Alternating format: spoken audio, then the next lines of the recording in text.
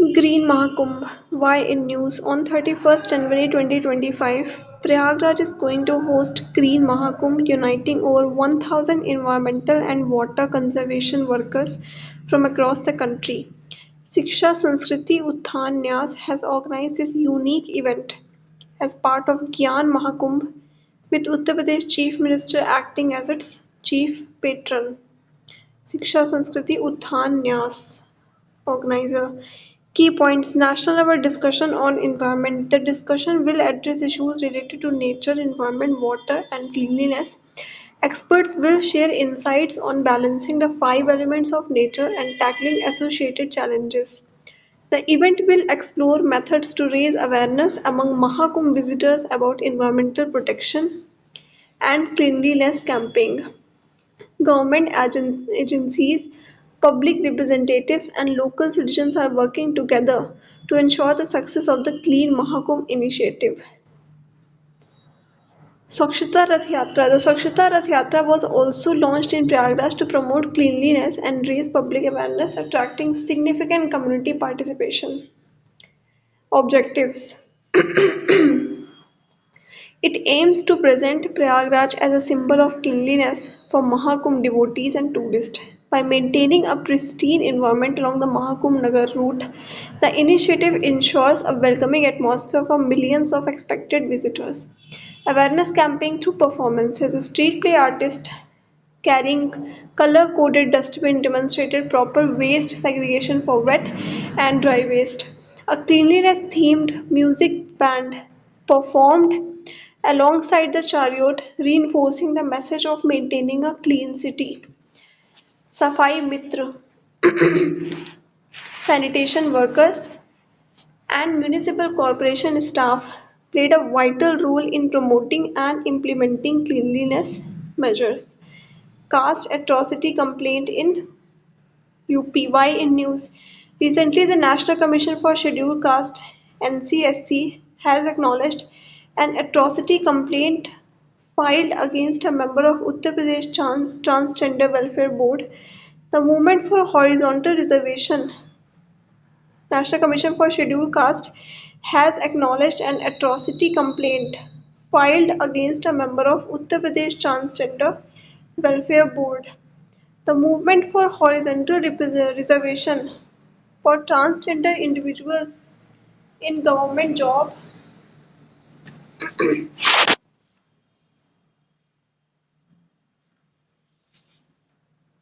and Education is gaining momentum in northern India, inspired by activists in southern states. Key point: horizontal and vertical reservations.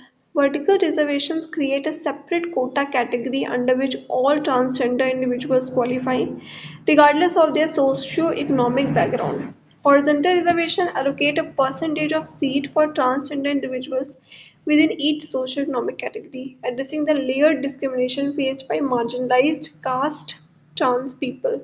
Trans activists nationwide advocate for horizontal reservation, highlighting vertical quotas' failure to address caste-based discrimination within the transgender community. NCSC action on complaint.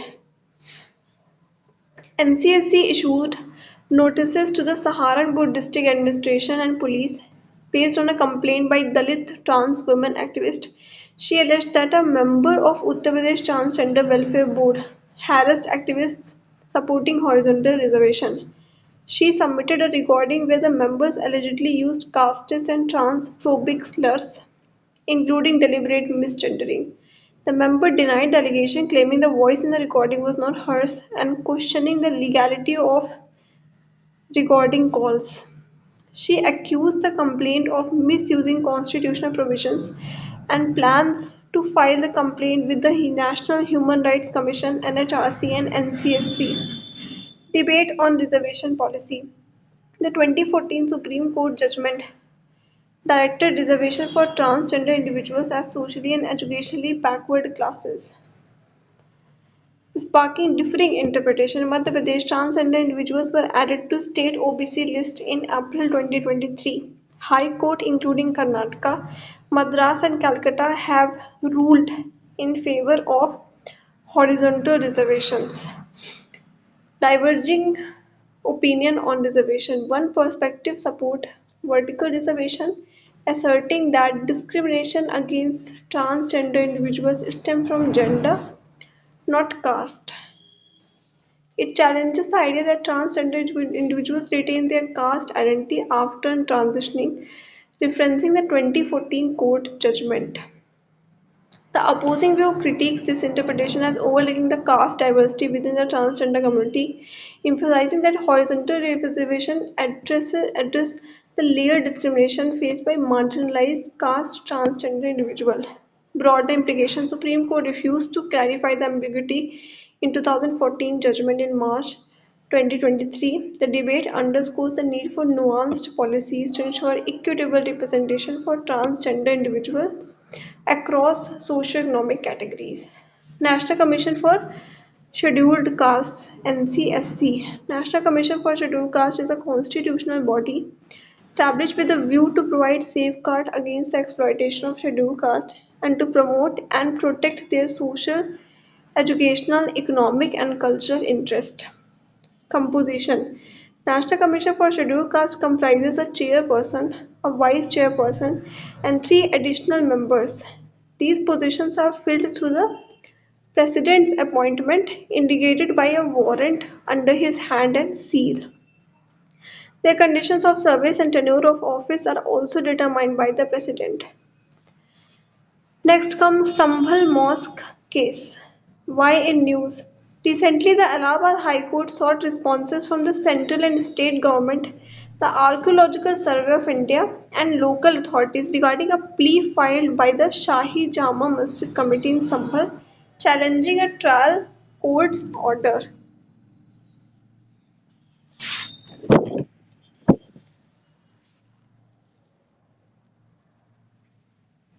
Key points. Supreme Court's stay. The trial court has directed an advocate commissioner to survey the Shahi Jama Masjid while handling a suit claiming the mosque was built by destroying a temple. In November 2024, the Supreme Court stayed the trial court proceeding and instructed that the matter should not be heard until the petition against the survey order is addressed in the Allahabad High Court. Supreme Court also ordered that no new suits seeking surveys of any place of worship should be entertained until further notice. Survey and clashes.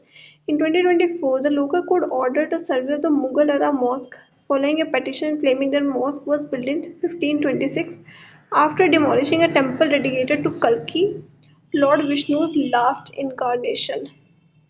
Eight plaintiffs in the suit demanded the right to access the mosque.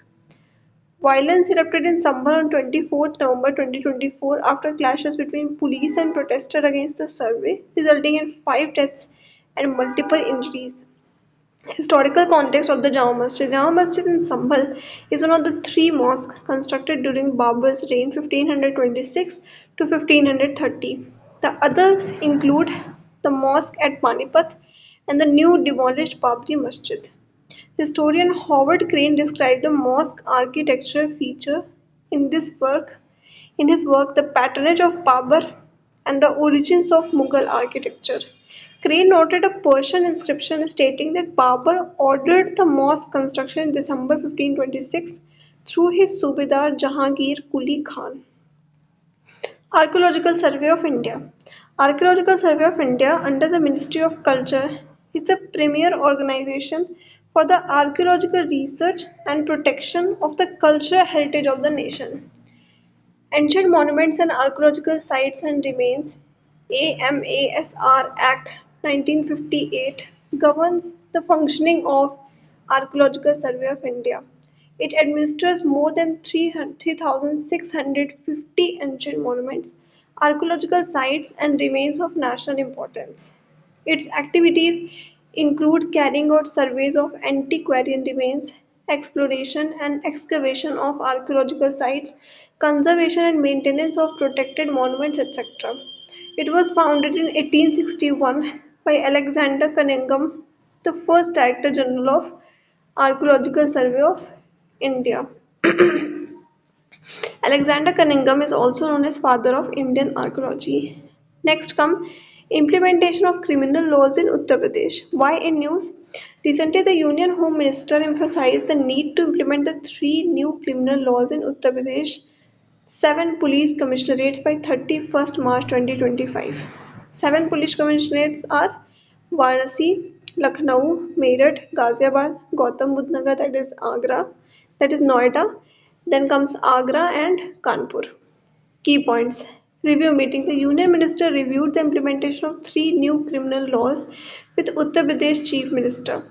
The review covered the status of provisions related to police, prisons, court, prosecution, and forensics in Uttar Pradesh. Official present in the review. Senior official from the Ministry of Home Affairs and Uttar Pradesh government attended the meeting. Key attendees include the Union Home Secretary, Director General of Bureau of Police Research and Development, and Director General of the National Crime Record Bureau (NCRB).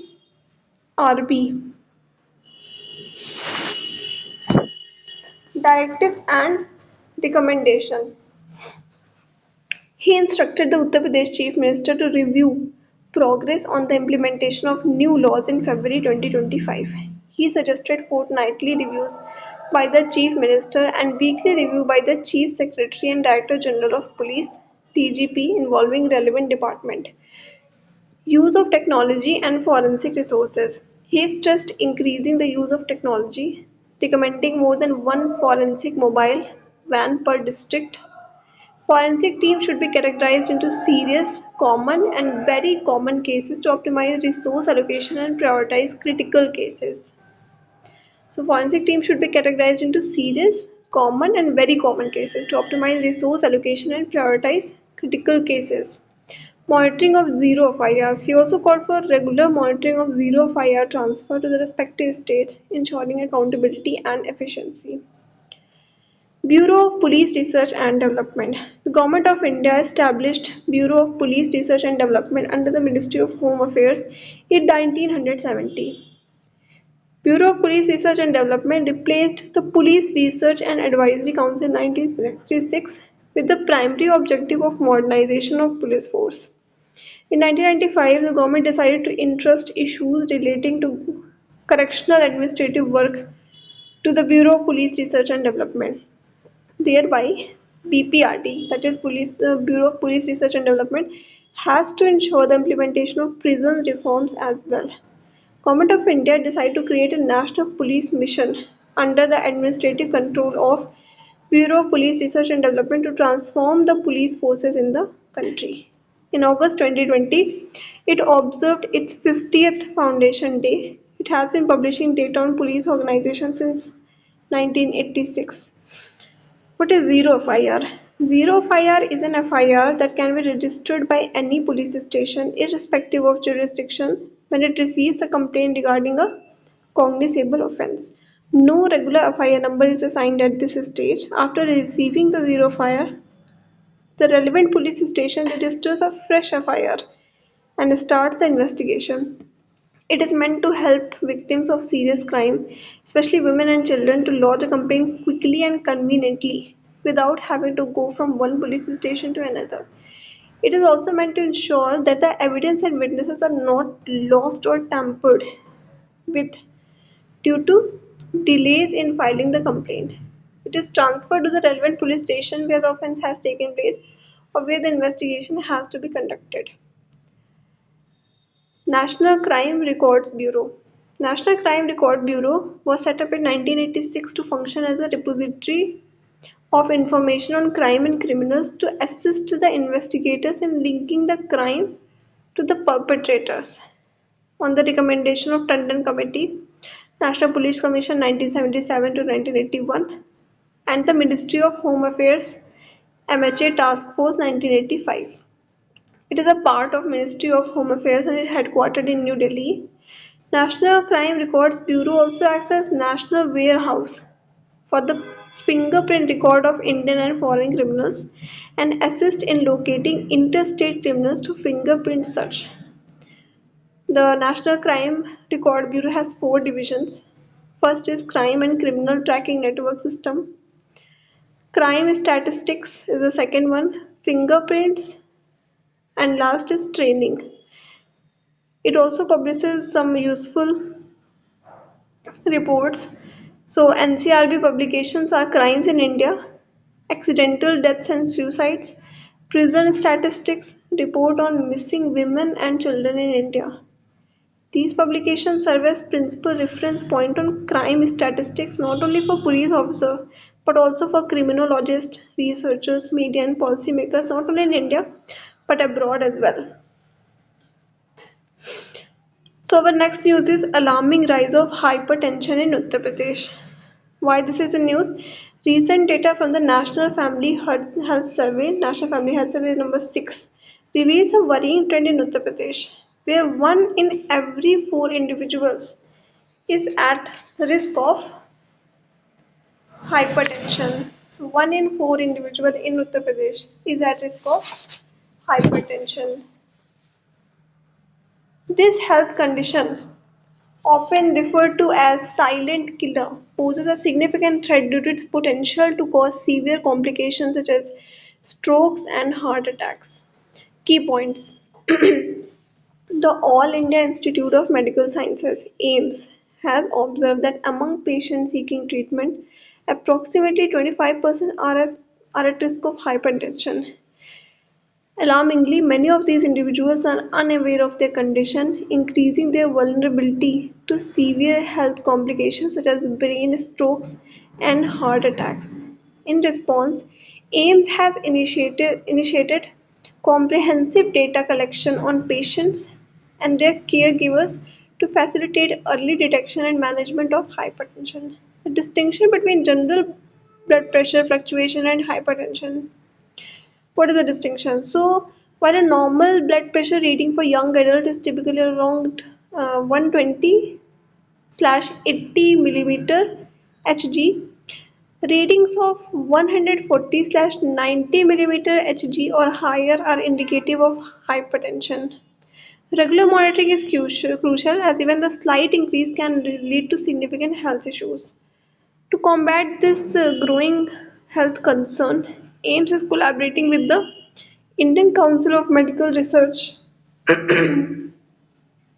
(ICMR) and the World Health Organization (WHO). This partnership aims to gather comprehensive data on patients.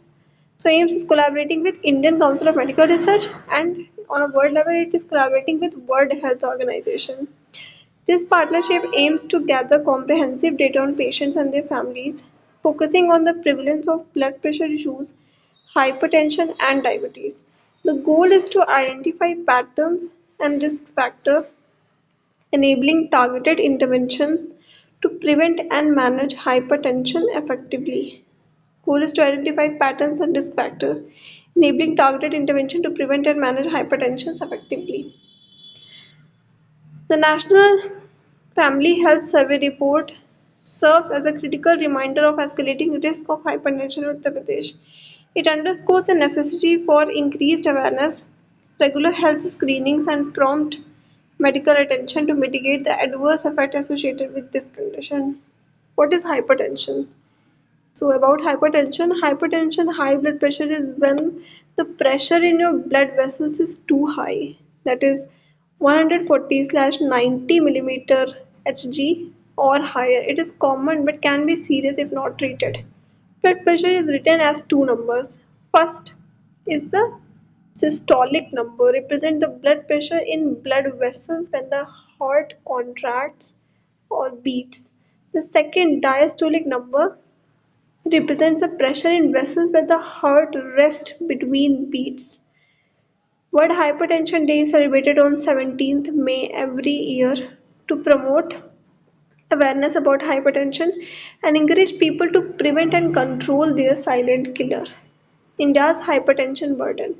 India alone has an estimated 188.3 million adults aged 30 to 79 years grappling with hypertension. The prevalence of high blood pressure in India is slightly lower than the global average of 31%. To reach a 50% control rate, India needs to ensure that an additional 67 million people with hypertension receive effective treatment. If the process scenario was achieved, 4.6 million deaths due to high blood pressure would be averted by 2040. Our next news is Task Force for Gomti River Rejuvenation. Why this is a news? Recently, the Territorial Army established a new task force dedicated to rejuvenation and protection of the Gomti River named Ganga Task Force GTF. Key points about GTF Ganga Task Force objectives and focus. The Ganga Task Force aim to enhance environmental protection and sustainable development.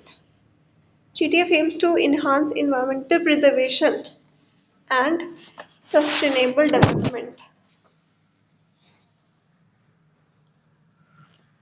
Key responsibilities include pollution monitoring, riverbank and ghat patrolling, public awareness campaign, and riverbank stabilization. Composition: the GTF primarily comprises ex-servicemen, reflecting the Territorial Army tradition of utilizing experienced personnel for national missions. Inauguration: the formal raising ceremony occurred on 1st January 2025 at Lucknow Cantonment. National Mission Alignment: the GTF was established under the National Mission for Clean Ganga (NMCG), an initiative of the Ministry of Jal Shakti. Orders for its creation were issued by the Ministry of Defence in September 2024. Issued by Ministry of Defence in September 2024, the GTF order for the creation of GTF. Significance: this initiative reinforces the Indian Army's role in nation building and environmental sustainability. The GTF aims to contribute significantly to the revitalization of Gomti River and the broader Clean Ganga mission. Gomti River. Gomti River is a tributary of Ganga River in central Uttar Pradesh. It originates east of Pilbhit, Uttar Pradesh. The Sai River, a right bank tributary of Gomti River, joins Gomti near Jaunpur. The Gomti River merges with the Ganga near Saiyadpur, Uttar Pradesh. So, main Gomti River is famous in Lucknow because it passes through Lucknow. Digital ticket booking for Kumbh Mela 2025. This is our new news. Why this is a news? Because recently the railway has introduced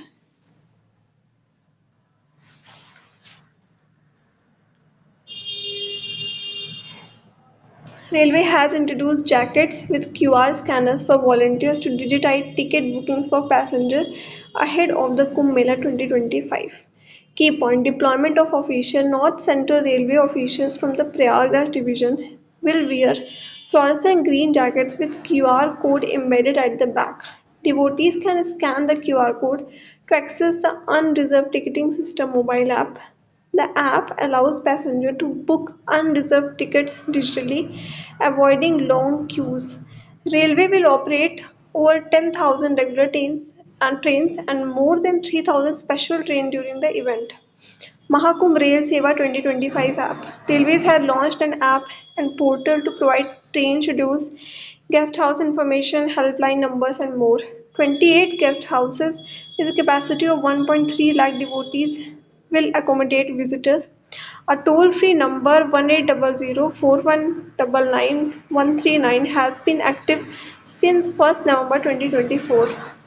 From 1st January 2025, the helpline will operate 24/7 with multilingual call operators proficient in Odia, Tamil, Telugu, Marathi, and Bengali. Railway announcement will be made in 12 languages including Hindi, English, Gujarati, Marathi, Tamil, Kannada, Telugu, Malayalam, Bengali, Odia, Punjabi, and Assamese.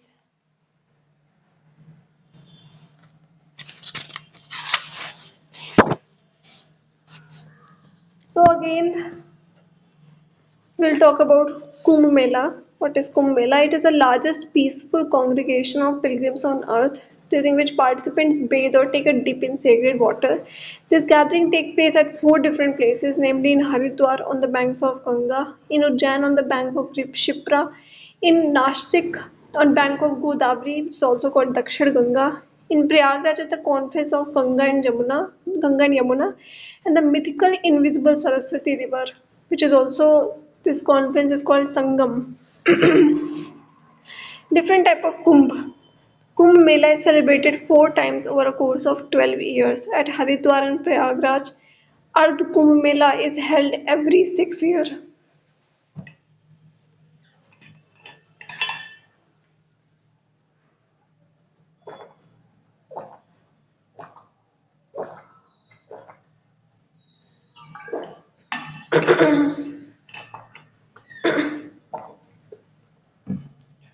The, the Mahakumbh Mela is celebrated at Prayag after 144 years. After 12 Poorn Kumbh Mela, 12 into 12 means 144 years. Magh Kumbh is celebrated every year in the month of Magh, January, February in Prayagraj. NMCG's 59th Executive Committee meeting, National Commission for Clean Ganga. Why this is in news? Recently, the 59th Executive Committee meeting of the National Mission for Clean Ganga approved several critical projects dedicated to the conservation and rejuvenation of the Ganga River. These initiatives are aimed at promoting the cleanliness, sustainable development, and preservation of the environmental and cultural significance of the River Ganga. Key points. Project in Uttar Pradesh. First project is Chandoli project. Construction of a 45 million litre sewage treatment plant using the hybrid annuity model includes supporting infrastructure and ensures operation and maintenance for 15 years. Next come Manikpur project, development of a 15 million liters fecal sludge treatment plant and a 35 kilowatt solar power plant designed for eco-friendly waste management and effective operation for 5 years. Next come river conservation in Bihar. So here there's a project called Buxar project. It is construction of 50 million liter STP and supporting structure incorporates a nature-based 1 million liter capacity STP, 3 interception pumping station and a 8.6 kilometer sewer network. Ensure robust O&M, that is operation and maintenance, for 15 years, advancing sustainable river conservation efforts. National Mission for Clean Ganga. About on 12th August 2011, the National Mission Clean Ganga was listed as society under the Societies Registration Act 1860.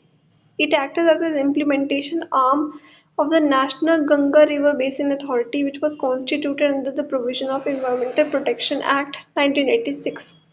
National Ganga River Basin Authority was dissolved in 2016 and was replaced by a National Council for Rejuvenation, Protection and Management of River Ganga. Objective.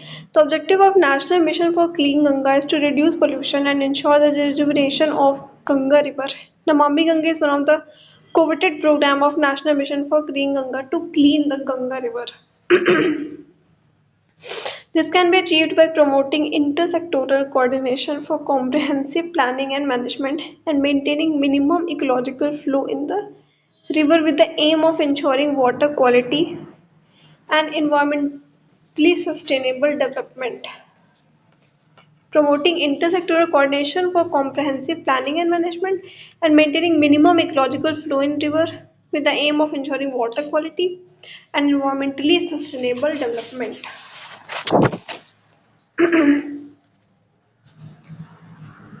Our next news is about digital transformation of Mahakumbh. Uttar Pradesh government is going to use the artificial intelligence enabled cameras, radio frequency identification wristbands, and mobile app tracking to track the head count of pilgrims at the Mahakumbh 2025. Key point. Overview of Mahakumbh 2025. The government anticipates a footfall of approximately 450 million devotees during the Mahakumbh. UNESCO recognized intangible cultural heritage of humanity. It is the world's largest peaceful congregation where pilgrims take a sacred dip in the river. Digital transformation of Mahakumbh. Digital and AI based initiative launched of dedicated website and app for event information. AI powered chatbot available in 11 languages. QR code based passes for people and vehicle, multilingual digital lost and found centers for visitors, ICT and monitoring system, ICT monitoring system for cleanliness and tent accommodation, software for land and facility allocation and multilingual digital signage, automated ration supply system and drone-based surveillance and disaster management, real-time monitoring software for 530 projects and an inventory tracking system, integration of all events location on Google Map, infrastructure and facilities, ghats for devotee, 35 permanent ghats and 9 new ghats constructed to facilitate bathing, aerial flower showers planned across all 44 ghats covering a 12-kilometer area. Enhanced visual visitor experience, multilingual digital signage and other technological aid to enhance crowd management system. Then comes radio frequency identification, RFID, basic RFID system. So there are four things in this type of system. First is computer database, then there is RFID reader, also antenna and RFID tag. So RFID tag is attached to assets to transmit stored data to the antenna. The antenna receives the stored data from the tag and transmits that data to an RFID reader. RFID reader is connected to the antenna wirelessly and receive data from the RFID tag. This data is then transmitted to the RFID database where it can be stored and evaluated. This database is stored and evaluated in computer. So RFID is a type of passive wireless technology that allows for tracking or matching of an item or individual. This system has two basic parts, tags and reader. The reader gives off radio waves and gets signal back from the RFID tag, while the tag uses radio wave to communicate its identity and other information. Tag can be read from up to several feet away and does not need to be within the direct line of sight of the reader to be tracked. Technology has been approved since before 1970s but has become much more prevalent in the recent years due to its usage in things like global supply chain management and pet microchipping.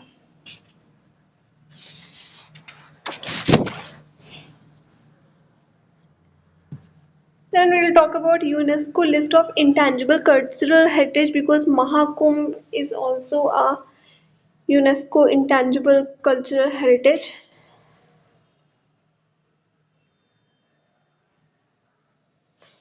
So UNESCO's list recognizes various cultural practices and traditions that are passed down through generation. What are the features of intangible cultural heritage?